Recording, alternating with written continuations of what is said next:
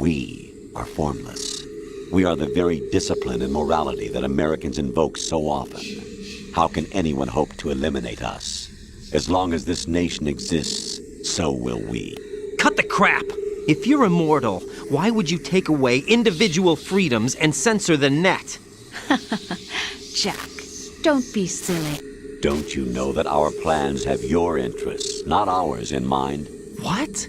Jack, listen carefully, like a good boy. The mapping of the human genome was completed early this century. As a result, the evolutionary log of the human race lay open to us.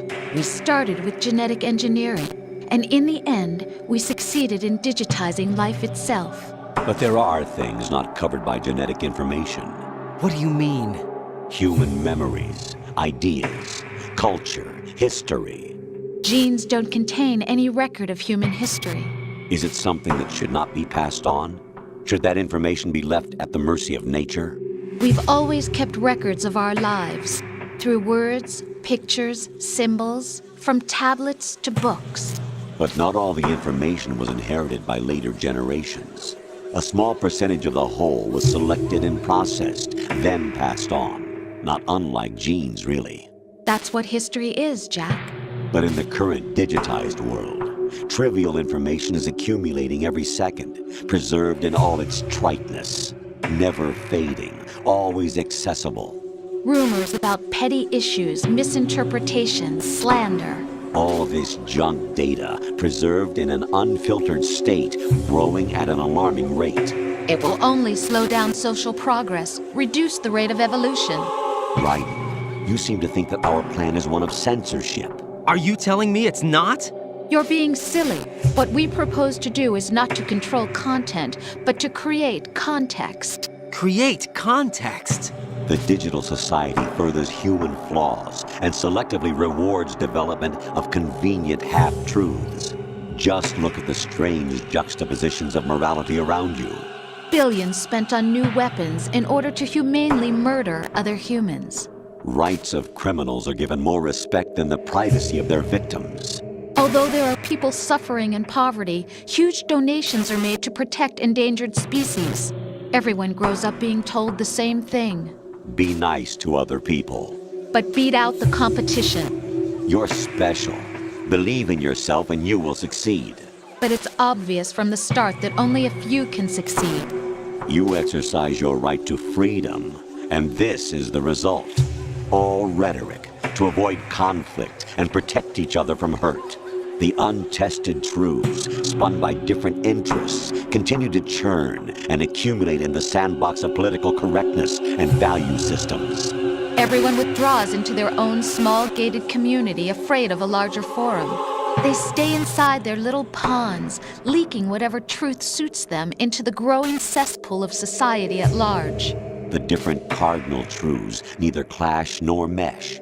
No one is invalidated, but nobody is right. Not even natural selection can take place here. The world is being engulfed in truth. And this is the way the world ends. Not with a bang, but a whimper. We're trying to stop that from happening. It's our responsibility as rulers. Just as in genetics, unnecessary information and memory must be filtered out to stimulate the evolution of the species. And you think you're qualified to decide what's necessary and not? Absolutely. Who else could wade through the sea of garbage you people produce, retrieve valuable truths, and even interpret their meaning for later generations? That's what it means to create context. I'll decide for myself what to believe and what to pass on. But is that even your own idea? Or something Snake told you? That's the proof of your incompetence right there. You lack the qualifications to exercise free will. That's not true. I have the right. Does something like a self exist inside of you? That which you call self serves as nothing more than a mask to cover your own being. In this era of ready-made truths, self is just something used to preserve those positive emotions that you occasionally feel. Another possibility is that self is a concept you conveniently borrowed under the logic that it would endow you with some sense of strength. That's crap! Is it? Would you prefer that someone else tell you? All right then. Explain it to him. Jack, you're simply the best, and you got there all by yourself. Oh, what happened? Do you feel lost? Why not try a bit of soul searching? Don't think you'll find anything, though. Ironic that although self is something that you yourself fashioned, every time something goes wrong, you turn around and place the blame on something else. It's not my fault. It's not your fault. In denial, you simply resort to looking for another, more convenient truth in order to make yourself feel better. Leaving behind in an instant the so-called truth you once embraced.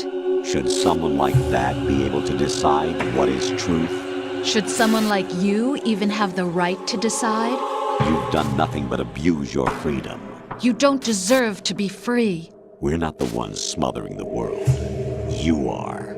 The individual is supposed to be weak, but far from powerless. A single person has the potential to ruin the world. And the age of digitized communication has given even more power to the individual. Too much power for an immature species. Building a legacy involves figuring out what is wanted and what needs to be done for that goal. All this you used to struggle with. Now we think for you. We are your guardians, after all. You want to control human thought? Human behavior? Of course. Anything can be quantified nowadays. That's what this exercise was designed to prove.